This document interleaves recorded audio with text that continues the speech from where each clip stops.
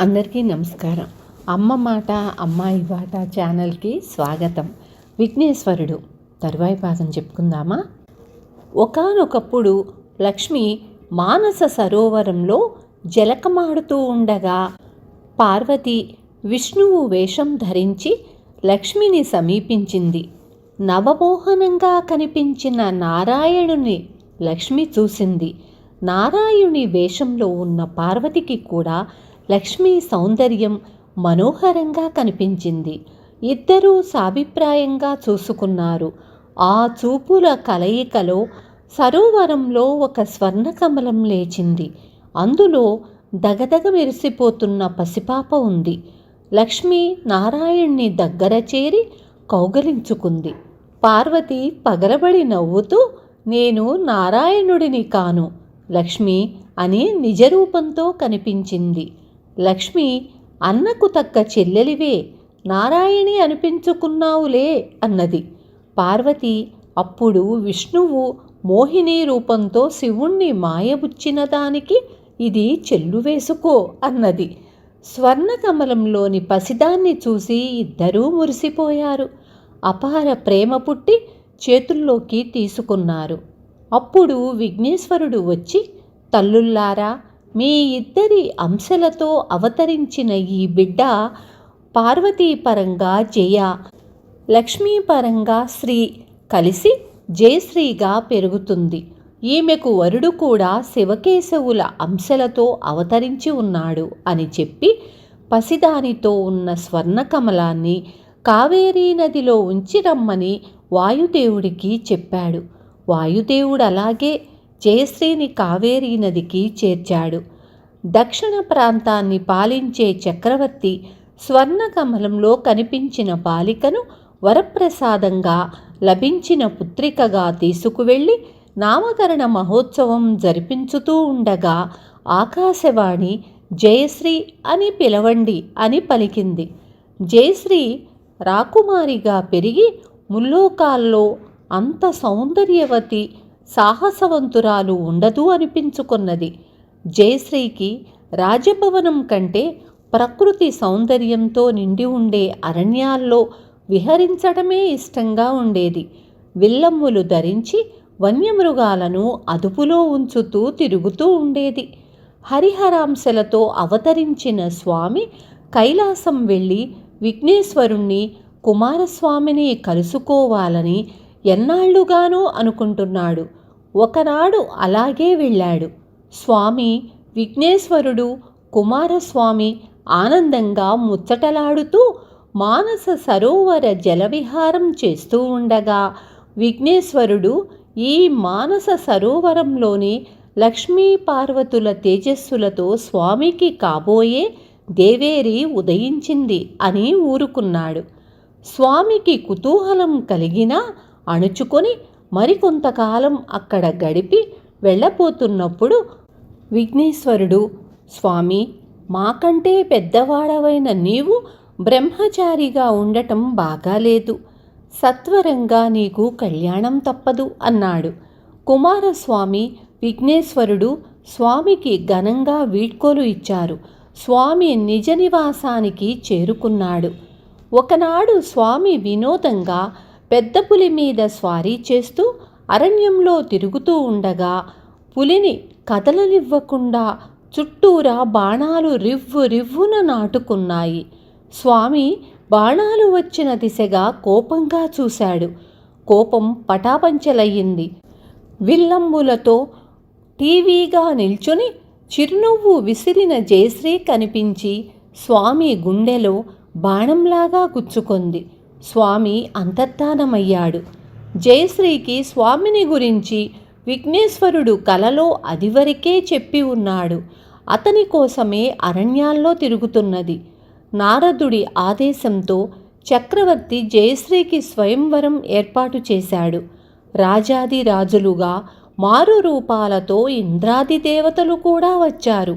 స్వామి ఒక సాధారణ శబర యువకుడి రూపంలో విల్లంబులు ధరించి పెద్ద నల్లని కుక్కను వెంట పెట్టుకుని వచ్చాడు. రాజాదిరాజులు టీవీ ఒలకబోస్తూ శబర యువకుణ్ణి అతడి పెంపుడు కుక్కను ఎకసెక్కంగా చూశారు. స్వామి సింహద్వారానికి అడ్డంగా అందర్నీ కారాగారంలో బందీలు చేసినట్లు కుక్క మీద కూర్చున్నాడు. కుక్క పెద్ద పులిగా మారింది. భయంకరంగా గాండ్రుమన్నది. జయశ్రీ స్వామిని గుర్తించి చెరచెరా వచ్చి వరమాల వేసి వరించింది. స్వామి జయశ్రీని పులి మీద ముందు కూర్చుండబెట్టుకున్నాడు. దేవతలకు కోపం వచ్చింది. శబర యువకుడి మీద ఒక్కుమ్మడిగా విరుచుకుపడి ఆయుధాలు తీశారు. స్వామి విల్లమ్ములు తీసి అందర్నీ ఎదుర్కొన్నాడు. అతని బాణ ప్రయోగ దాటికి దేవతలు చెల్లాచెదురై నిజ రూపాలతో అస్త్రాలు ప్రయోగించారు. స్వామిని ఎలాంటి అస్త్రమూ తాకలేకపోయింది. ఇంద్రుడి వజ్రాయుధం కూడా పనికిమాలిందయింది. అప్పుడు స్వామి తన నిజరూపంతో హరిహర స్వామిగా సాక్షాత్కరించాడు. దేవతలు చేతులు మోడ్చారు. శరణం స్వామి అన్నారు. స్వామి జయశ్రీల కళ్యాణం దేవాది దేవతల మధ్య మహావైభవంగా జరిగింది. జయశ్రీతో స్వామి నిజ నివాసానికి వెళ్ళాడు. త్రేతాయుగంలో ఆర్యావర్తంలో కోనలుడు, కేకయుడు, వసుమిత్రుడు అనే రాజులు ముగ్గురు ఆప్తమిత్రులుగా ఉండేవారు. కోసలుడికి కౌసల్య, కేకయుడికి కైకేయి, వసుమిత్రుడికి సుమిత్ర అనే కుమార్తెలున్నారు. అయోధ్యను పాలించే దశరథుడికి తమ కుమార్తెలను ఇచ్చి పెళ్లి చేయాలని ముగ్గురు రాజులకు ఏకాభిప్రాయం కలిగింది. దశరథుడు అంగీకరించాడు. ముగ్గురు రాజులు జైమిని మహర్షి చేత వివాహానికి లగ్నం పెట్టించారు. జైమిని ముహూర్తం నిర్ణయించి, నేను పెట్టిన ముహూర్త బలం ఎటువంటిదంటే విఘ్నేశ్వరుడి సాక్షిగా ఈ ముగ్గురి వివాహం దశరథుడితో జరిగి తీరుతుంది. అయితే వివాహం జరిగే ముందు రాజకుమార్తెలకు రాక్షసగండం కనిపిస్తున్నది కనుక ముగ్గురిని జాగ్రత్తగా ఉంచాలి అని చెప్పాడు. ముగ్గురు కన్యలను రాజులు ఒక పెద్ద పెట్టెలో భద్రంగా దాచారు. నారదుడు రావణాసురుడితో, లంకేశ్వర, అతి త్వరలోనే దశరథుడికి వివాహం కాబోతున్నది. దశరథుడి కుమారుడు నిన్ను హతమారుస్తాడు అని చెప్పాడు.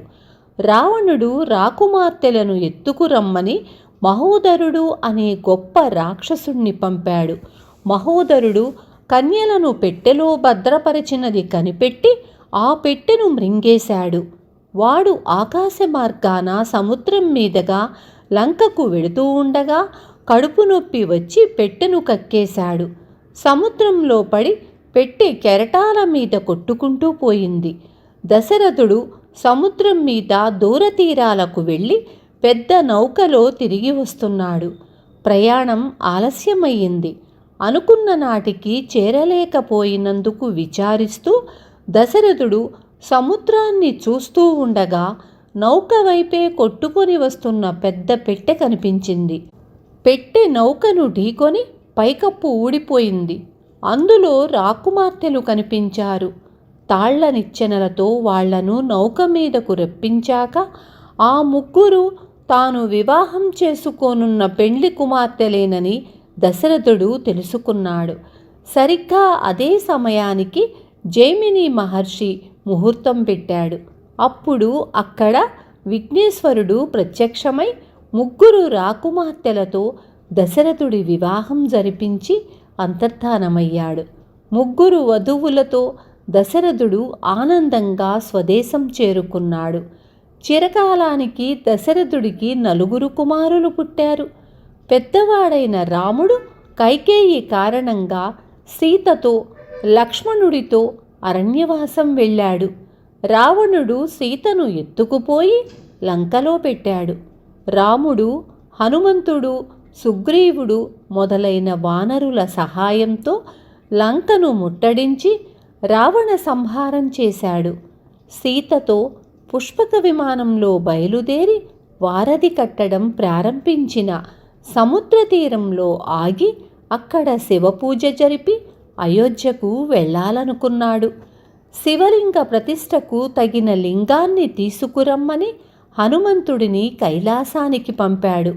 హనుమంతుడు మనోవేగంతో కైలాసం చేరుకొని అక్కడ ఉన్న శివలింగాల్లో పెద్ద లింగాన్ని చూసి 2 చేతులతో ఎత్తబోయాడు. లింగం కొంచెమైనా కదల్లేదు. దానికంటే చిన్న లింగాన్ని తీసుకోపోయాడు. అది కదల్లేదు. చివరికి అన్నింటికంటే చిన్న లింగాన్ని కూడా ఎత్తలేకపోయాడు. కాలం మించిపోతున్నది. తన అసమర్థతకు హనుమంతుడు విచారిస్తుండగా బుడిబుడి నడకలతో అక్కడికి ఒక పిల్లవాడు వచ్చాడు. ఎవరయ్యా నీవు? హనుమంతుడిలాగే ఉన్నావు, కానీ కావు అన్నాడు పిల్లవాడు. నేను హనుమంతుడిని. ఒక శివలింగాన్ని తీసుకురమ్మని రాముడు పంపాడు. ఇంతకు నీవెవరోయి బాలుడా అన్నాడు హనుమంతుడు. ఇక్కడి లింగాలను ఎవ్వరూ ఎత్తుకుపోకుండా నన్ను కాపలా ఉంచారు, కానీ నీవు హనుమంతుడవని చెబుతున్నావు. హనుమంతుడు శివుని అవతారమేనని, పంచముఖాంజనేయుడని విన్నాను. నీ పంచముఖాలేవి అన్నాడు బాలుడు. అప్పుడు హనుమంతుడు గరుడ, వరాహ, సింహ, అశ్వముఖాలను కలుపుకొని పంచముఖాంజనేయుడై ఉన్నతంగా పెరిగి పిల్లవాడితో నవ్వుతూ, విఘ్నేశ్వర, నా వంతు అయ్యింది. పంచముఖ విఘ్నేశ్వర రూపంతో కనిపించడం నీ వంతు అన్నాడు. అప్పుడు బాలుడి రూపంలో ఉన్న విఘ్నేశ్వరుడు 5 తలలతో సమాన ఎత్తు పెరిగి విశ్వరూపంతో కనిపించాడు. హనుమంతుడు పంచముఖ విఘ్నేశ్వరుడికి నమస్కరించి, పిల్లవాడి రూపంతో వస్తున్నప్పుడే విఘ్నేశ్వరుడవని గ్రహించాను. శివలింగాలు కదలకుండా చేసింది నీవే కదా, నీవే ఒక లింగాన్ని ప్రసాదించు అన్నాడు. విఘ్నేశ్వరుడు, హనుమా, నీ పంచముఖ రూపం చూడాలని నేను ఇలా చేశాను. నీవు శివాంశతో పుట్టినవాడవు, నీకు అడ్డేమిటి? అయినా అడిగావు కనుక విశేషాంశలు గల లింగాన్ని నీకు ఇవ్వాలనే ఎంచి ఉంచాను, తీసుకువెళ్ళు అని చెబుతూ హనుమంతుడి దోసిట్లో గొప్పదైన జ్యోతిర్లింగాన్ని ఉంచాడు. హనుమంతుడు మామూలు రూపంతో దోసిట్లోని లింగాన్ని పదిలంగా పట్టుకొని రివ్వున ఎగిరి వెళ్ళాడు. అప్పటికి కాలాతీత క్రమణ జరిగింది. సమయం మించిపోకుండా సీతాదేవి ఇసుకతో శివలింగాన్ని చేసింది.